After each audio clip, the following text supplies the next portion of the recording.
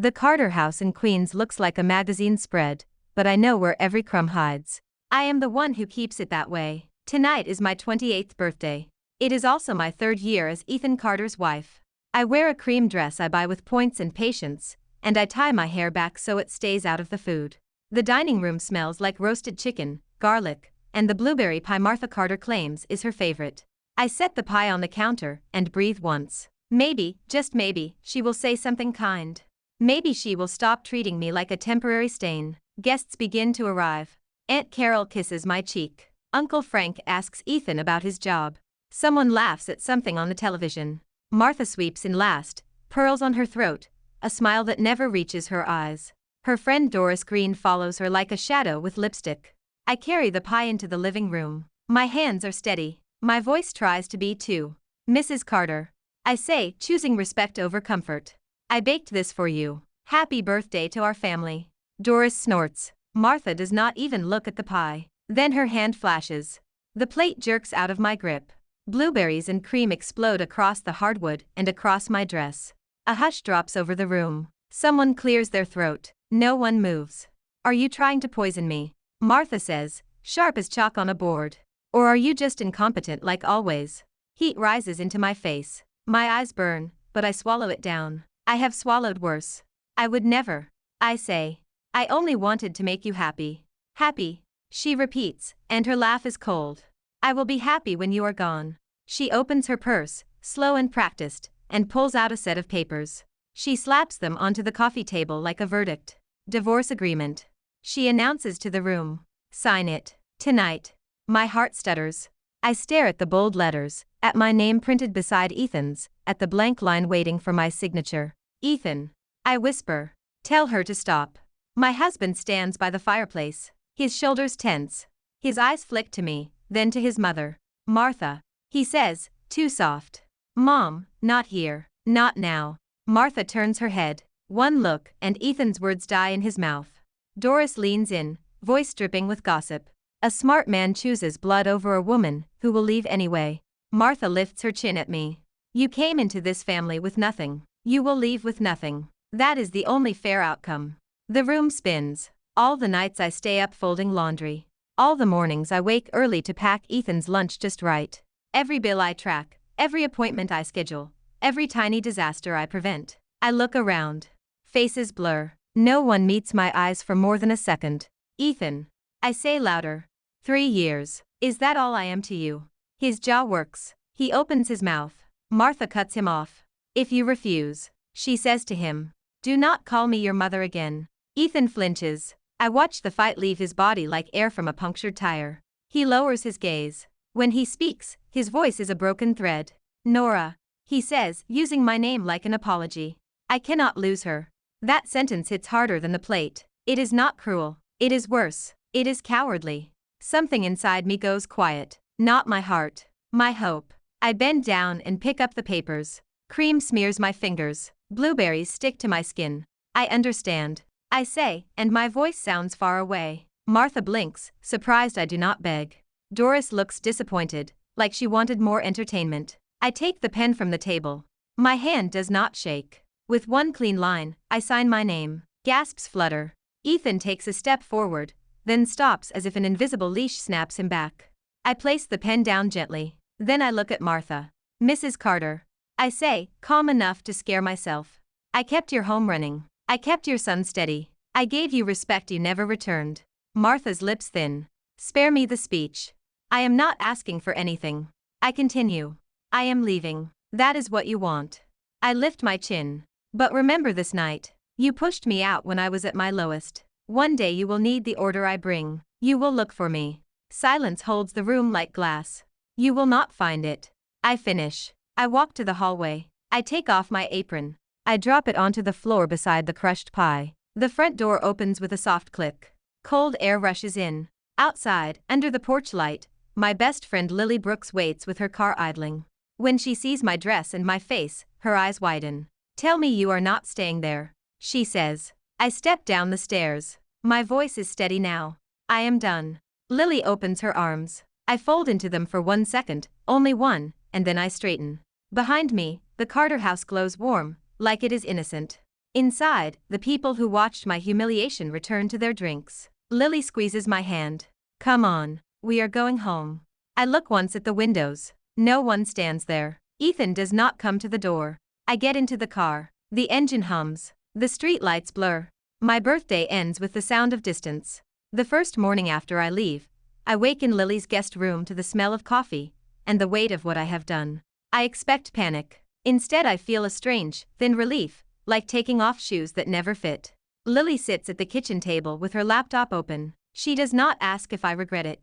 She slides a mug toward me and says, "We make a plan." Across town, the Carter house begins to rot in fast motion. Martha calls Ethan's name from the kitchen. No answer. He is still in bed, staring at the ceiling, listening to the quiet that used to be filled by my footsteps. Martha opens cabinets. She finds mismatched containers, empty spice jars, and nothing labeled. I used to label everything. I used to make her life smooth so she could pretend she did it herself. She tries the washing machine. She pours detergent into the wrong slot. Foam climbs like an angry cloud. By the time she notices, suds crawl across the tile and into the hallway. The dog, Max, whines at his bowl. Martha snaps at him. Stop that. She forgets to feed him anyway. Bills begin to arrive. Electric, water, mortgage, internet. The stack grows on the counter, then on the dining table, then on the floor. Ethan misses work twice. On the third day he goes in with bloodshot eyes and hands that shake from too much whiskey. He stares at his monitor and cannot remember his own password. His manager pulls him aside. Ethan, you are slipping, she says. This is not like you. He smiles, helpless. It is just stress. Get help, she warns. Or take leave. He does neither. At home, Martha calls her friend Doris for support. Doris arrives with a bag of cheap pastries and a hunger for drama. Well, Doris says, looking at the mess. This is what happens when you let a wife run everything. Martha glares. She should have stayed and behaved. Doris shrugs. She signed. She left. You won. Martha does not feel like a winner. She feels like someone who kicked the one pillar holding up the roof. Ethan stumbles into the kitchen. He opens the fridge. It is half empty, and nothing makes sense. No prepped meals. No grocery list. No calendar with reminders. He slams the door shut. Where is she? He mutters. You heard me. Martha says, crossing her arms. She chose to go. Good riddance. Ethan turns on her so fast she steps back. Good riddance. He repeats. You did this. You humiliated her. You made me choose. Martha's face hardens. I protected you. You destroyed me. Ethan says, and his voice cracks. You ruined my marriage. You ruined my life. He storms out. A moment later, the front door bangs so hard the frame shakes. Martha stands alone in the kitchen with foam drying on the floor, and a dog still whining. For the first time, no one rushes in to fix it. Meanwhile, in Lily's apartment, I sit at the table with a notebook. I list every task I used to do for the Carters. Cooking, cleaning, scheduling, budgeting, maintenance calls, pet care, holiday planning, emergency fixes. Lily taps the list with her finger. Do you realize what this is? She asks. Proof I was useful. I say bitter. It is a business. She corrects me. You have a skill. You organize chaos. You turn homes into machines that run. I stare at the list. The word business feels too big, but it also feels like a door that is not locked. Lily keeps talking, practical and fierce. I know 3 women at my firm who pay ridiculous money to have their lives managed. Not just cleaned. Managed. If you build a service, I can connect you. My pulse picks up. For years, I have been told my work is small, invisible, worth nothing. Now I hear it named as a talent. I look at Lily. What if I fail? She leans forward. What if you do not? In Queens, Martha looks at the growing pile of bills. In Manhattan, I draw the first rough logo of a company that might carry my name. The Carters call my work worthless. They do not yet understand that losing it will cost them everything. I file paperwork in a small office above a nail salon in Flushing. The rent is cheap. The walls are thin. The dream is loud. Lily helps me pick a name. We go through dozens. Most sound like cleaning services. That is not what I want. I do not want to scrub someone's sink and be thanked like a ghost. I want to take control of the whole system. We settle on housecraft management. A clean name. A sharp promise. On my first day, I print flyers and walk them into luxury buildings with my head high. Some doormen ignore me. One laughs. A woman in a silk blouse reads my flyer anyway. She asks, "You manage households?" "Yes," I say. "Schedules, vendors, budgets, meal planning, organizing, pet care, all of it. I build routines that hold." She tilts her head. "What do you charge?" I name a number that makes my mouth go dry. She nods like it is normal and says, "Come by tomorrow. My apartment is drowning." That is my first client. By the end of the week, I have 3. By the end of the month, I hire my first assistant. I write training manuals at night. I build checklists that turn confusion into order. When I walk into a home, I see the flow of it the way an engineer sees a circuit. Clients love it. They do not just want clean rooms. They want calm. One client is a divorced attorney who works 80 hours a week. She opens her door and says, "If you can make my life stop screaming, I will pay whatever you ask." I do not flinch. I say, "We can do that." Housecraft grows. Word travels. A tech founder posts about us online. A fashion editor tells her friends. Soon, the phones do not stop. I move into a brighter office, then a bigger one. I start wearing tailored blazers. Not because I need to prove anything, but because I finally enjoy the mirror. 1 year after my birthday ambush, a local news segment calls me a rising entrepreneur. The host asks, "What made you start?" I smile into the camera and choose my words carefully. I used to think care work had no value. Then I realized value depends on who is paying attention. I decided to pay attention to myself. Lily cheers in the back of the studio like I just won a championship. That night, I stand in my Manhattan apartment, the city lights glittering beyond the glass. It is not a penthouse. It is mine. I check my phone. 17 missed calls from an unknown number. I ignore them. Across town, the Carter house sinks deeper. Ethan loses his job after a project collapses. He blames the code. His manager blames his absence. The truth is simpler. Grief turns his brain into fog. He starts drinking earlier. He starts drinking alone. Martha takes a part-time job at a tutoring center. She comes home exhausted and angry, and she still cannot keep the house clean. Doris visits less, because chaos is fun only when it is not yours. When she does show up, she brings gossip. People are talking. Doris says, pleased. They say the perfect little wife is a businesswoman now. Can you believe it? Martha's face twists. She is probably cleaning toilets. Doris pulls out her phone and shows her the news clip. My face fills the screen. My name sits under it. Housecraft Management founder Nora Carter. Martha freezes. Her mouth opens. No words come out. On the screen, I look calm, confident, unbreakable. Martha turns the phone away like it burns. Then she whispers, almost to herself. She used our name. Doris laughs. Well, she earned it, did she not? Martha sits down at the kitchen table. Bills cover it like fallen leaves. The dog scratches at the door. The sink is full. For the first time, she looks at her life and sees it clearly. She did not drive out a maid. She drove out the person who kept their world from collapsing. Desperation creeps in, slow and shameful. And desperation has a direction. It points straight to me. The receptionist buzzes me. Ms. Carter. She says, voice cautious. There is an older woman here. She says she is family. I do not need to ask which one. Send her in. I reply. A minute later, Martha steps into my office. She looks smaller than I remember. Her coat is faded. Her shoes are scuffed. Her hair is pulled back without care. She holds a grocery bag with a few bruised apples inside. Like an offering she is not sure I will accept. For a second, I remember how she used to stand over me while I scrubbed the stove, pointing out spots that did not exist. The memory does not hurt anymore. It just sits there like a fact. Martha clears her throat. Nora. I do not stand. I gesture to the chair.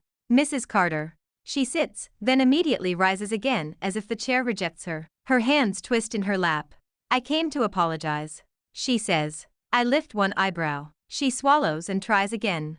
I made mistakes. I said things I should not have said. I was cruel. My coffee cools in front of me. I watch her without rushing. Is that all? I ask. Martha's eyes flick to the window, to the skyline, to the clean lines of my office. She looks at the framed certificate on the wall, at the team photo, at the quiet power in the room. She breathes out. Ethan is not well. My heart does not jump. It does not soften. It simply listens. He drinks. She continues. He lost his job. He barely speaks. The house is falling apart. I nod once. It is his house. Martha flinches at the flatness in my voice. She shifts forward. I cannot do it, she admits, almost inaudible. I cannot keep things together. I tried. I really tried. There is a pause. Then she says the words she came for. Please come back. I let the silence stretch. Martha rushes to fill it. I will treat you right. I will respect you. I will tell the family I was wrong. I will do anything. We need you. We. The same word she used to claim ownership. Now it sounds like a plea. I lean back in my chair. Mrs. Carter, what you need is not my problem. Her face tightens. So you are punishing us. I laugh, a short sound. No, punishment is work. I am done working for you. Her eyes redden. She grips the grocery bag like it can save her. You do not understand, she says, voice rising. Without you, nothing works. The bills, the cleaning, the food, the dog, Ethan, everything is a mess. You were supposed to be part of this family. I look at her. I remember the blueberry pie on the floor. I remember the pen in my hand. I remember Ethan's words, I cannot lose her, when he meant her, not me. I was part of the family. I say.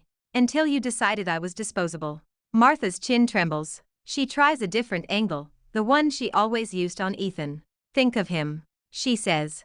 He loves you. He is suffering.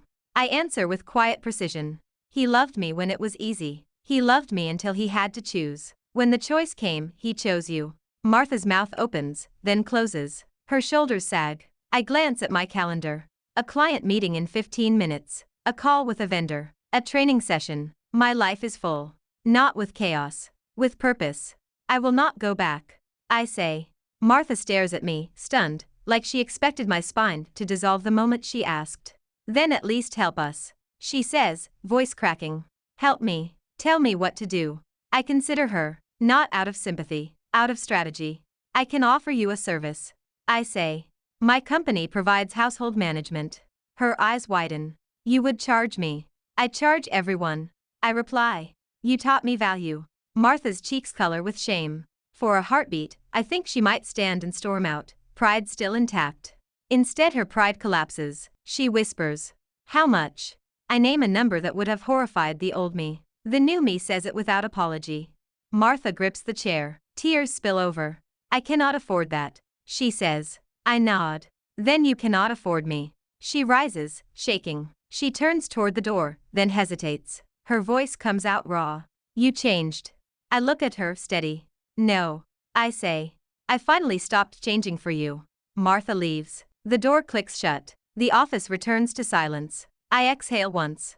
My hands are calm. My heart is calm. On my desk, my phone lights up again. Unknown number. I let it ring until it stops. Somewhere in Queens, Martha walks out into the street with bruised apples and a bruise of her own making. She does not realize yet that she is not at the bottom. The bottom is still waiting. 2 days after Martha's visit, my intercom buzzes at 9 p.m. Lily is on my couch, feet tucked under her, scrolling through emails. I glance at the screen. Unknown number again. Then, a building notification. Visitor at lobby. I should ignore it. I almost do. But something in me wants closure the way a healed bone wants to be tested. Not to hurt. To confirm it will not break. I press the button. Yes. A voice slurs through the speaker. Nora, it is me. Ethan. Lily's head snaps up. Do not let him in. I stare at the intercom. Part of me remembers the boy who used to bring me soup when I was sick.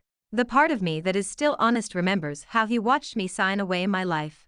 I press the door release anyway. Not to invite him. To end it. A few minutes later, Ethan stands in my doorway. He looks like a stranger wearing my husband's face. His shirt is wrinkled. His eyes are swollen. The smell of alcohol hits before he speaks. He tries a smile. It fails. I found you, he says, as if that is a victory. You did. I reply. He steps forward. His hands lift, reaching for me like habit. I step back. His hands freeze mid-air. Pain flashes across his face. I miss you, he says. I cannot live like this. Lily stands behind me, arms crossed, a silent guard. Ethan, I say. You are not here because you miss me. You are here because your life is falling apart. He flinches. I made a mistake. He whispers. I was scared. Mom threatened me. You know how she is. I know exactly how she is. I say. And I know exactly how you are. His eyes fill. He drops to his knees like he is rehearsing a movie. Nora, please. He says, voice breaking. Come back. We can start over. I will stand up to her, I swear. The old me would have rushed to lift him. The new me watches without moving. Ethan, get up. I say. Do not do this on my floor. He stays kneeling. He looks up at me, desperate, messy. You promised. He says. You promised forever. I do not raise my voice. I do not need to. I promised as long as we were partners. I say. You were not my partner when I needed you. You were your mother's son first. He shakes his head violently. I love you. Love without courage is a decoration. I have had enough decorations. You love the version of me who made your life easy. I say. You love the meals, the clean house, the schedules. You did not protect the person behind them. Ethan's face crumples. He covers his mouth, choking on sobs. From the hallway, a neighbor's door opens a crack, curiosity peeking out. I feel the old shame try to crawl back. I crush it. Ethan. I say, firm. This is over. You signed. I signed. You watched. You cannot rewrite it, because regret arrived late. He looks up, eyes wild. Then what am I supposed to do? You do not ask me that. I reply. You ask yourself. He sways, struggling to stand. Lily steps forward. I will call a rideshare. She says to him. You are not staying here. Ethan stares at her like she is a wall. Then his gaze returns to me. Are you seeing someone? He asks, sudden and sharp. I almost laugh. Even now, he wants ownership. My life is not your business. I say. His eyes dart around my apartment, searching for proof. He sees the neatness, the calm, the fresh flowers on the counter. He sees peace he no longer has. A noise comes from the elevator. Footsteps. The building doorman escorts someone down the hall, polite and formal. A man appears carrying a flat cardboard box. He looks at me and smiles. Nora. He says, warm. I brought the samples you requested. Ethan turns, stunned. The man is Miles Grant, one of my newest corporate clients, and also, quietly, a friend. He is tall, well-dressed, and calm in a way Ethan never learned. He does not look at Ethan with aggression. He looks at him like a problem already solved. Ethan's voice comes out hoarse. Who is that? I take the box from Miles. Thank you. I tell him. Then I look at Ethan. This is someone who respects my time. I say. Ethan's face drains of color. He backs away like the air in my hallway is suddenly too clean for him. Lily holds the door open. Go, she says. Ethan stumbles into the hall. He does not curse. He does not threaten. He simply looks at me one last time, and his eyes finally understand. Not that he lost a wife. That he lost the best part of his life, and handed it away with both hands.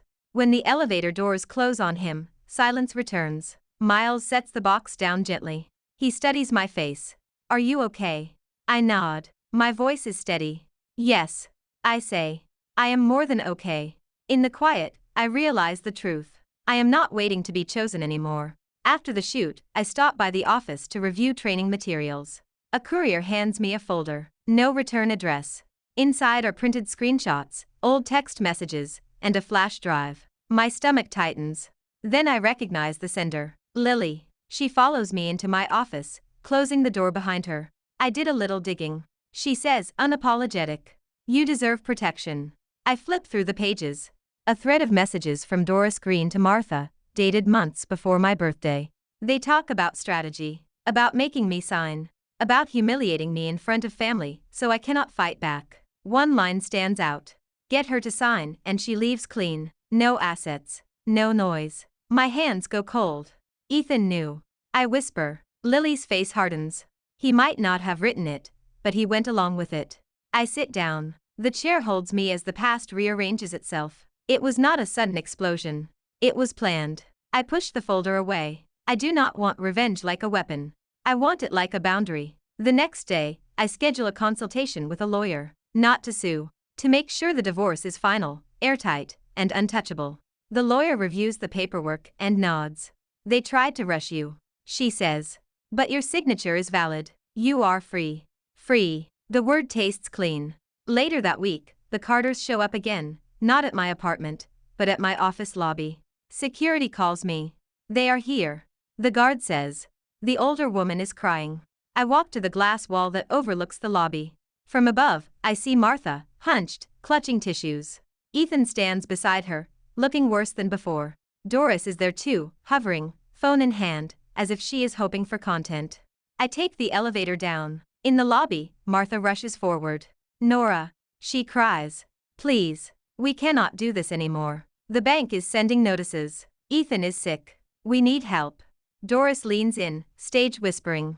This is so sad, honestly. She used to be such a good girl. I turn to Doris. My voice is polite, which makes it dangerous. Ms. Green, I say. Do you remember telling Martha to humiliate me in public so I would leave quietly? Doris's smile flickers. What are you talking about? I hold up the printed messages. The receptionist and 2 employees glance over. The room shifts. Martha's eyes widen. Ethan. She whispers. What is that? Ethan looks at the pages and closes his eyes. His face folds in shame. I look at the small crowd that has formed. I do not shout. I do not need drama. I simply state facts. On my birthday, I was forced to sign divorce papers in front of guests. I say. It was not a surprise. It was planned. These messages prove it.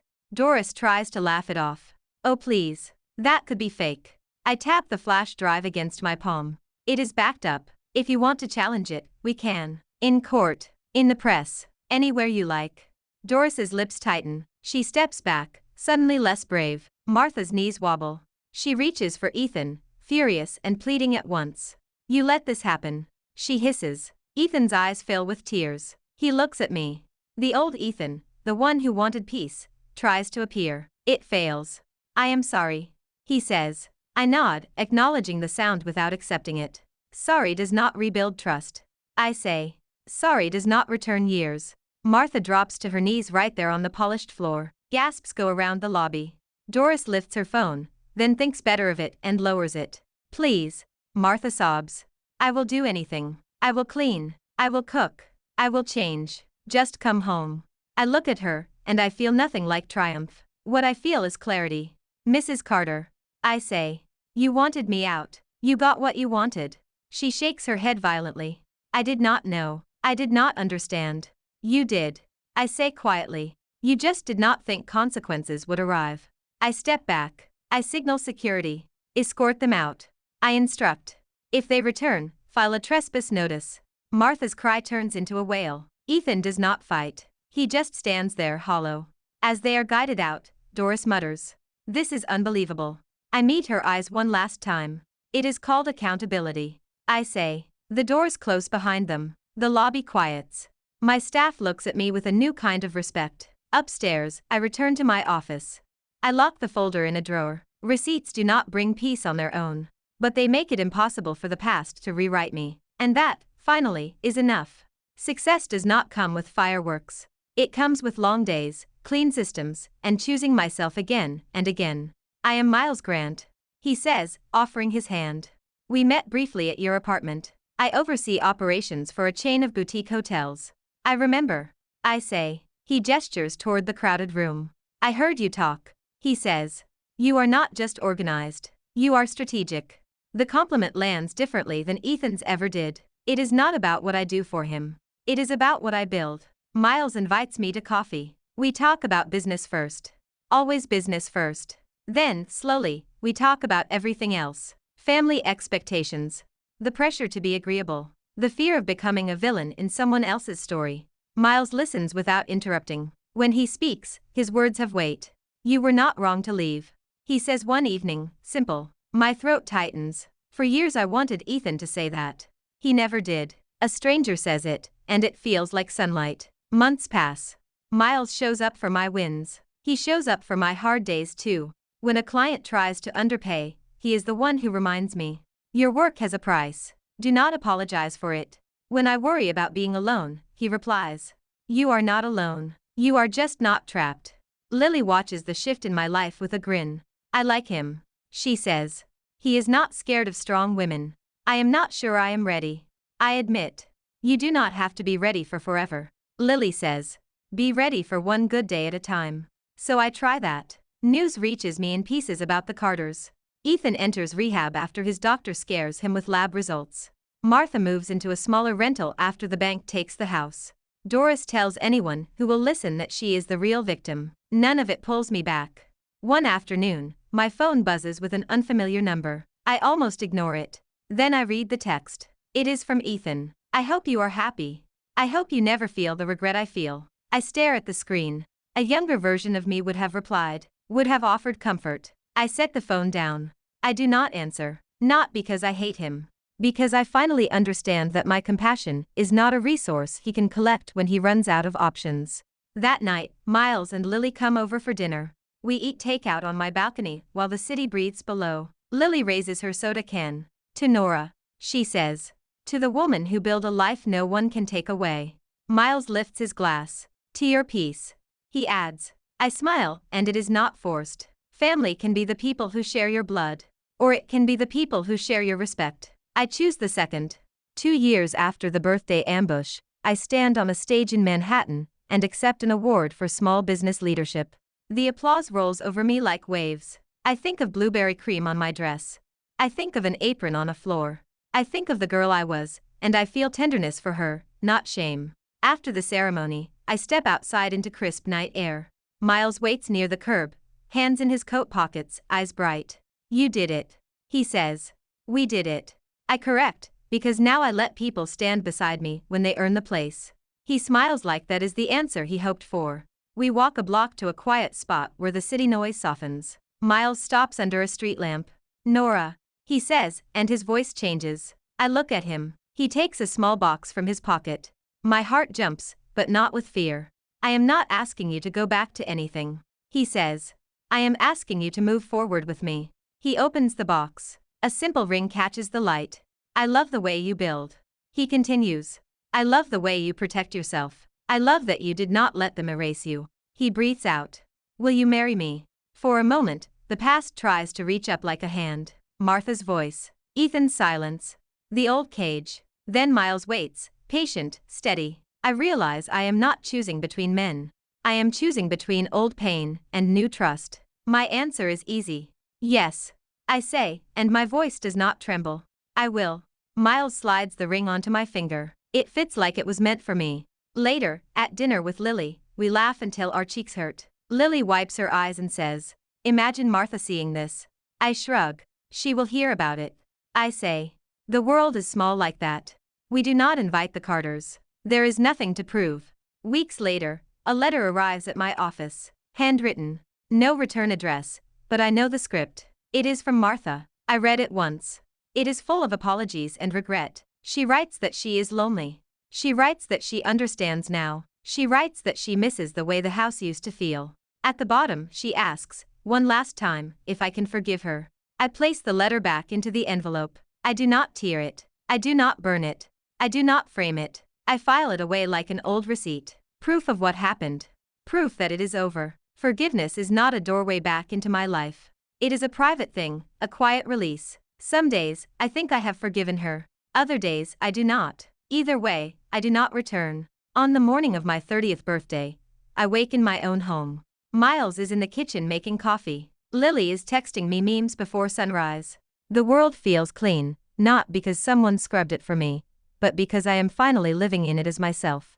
I look at the ring on my finger. I think of the woman who once begged for scraps of kindness. I am not her anymore. Happiness is not a favor a family grants. It is not a prize for obedience. It is not a role someone assigns. Happiness is a life I build with my own hands, and no one gets to evict me from it again. Thanks for watching. Follow for more romance stories.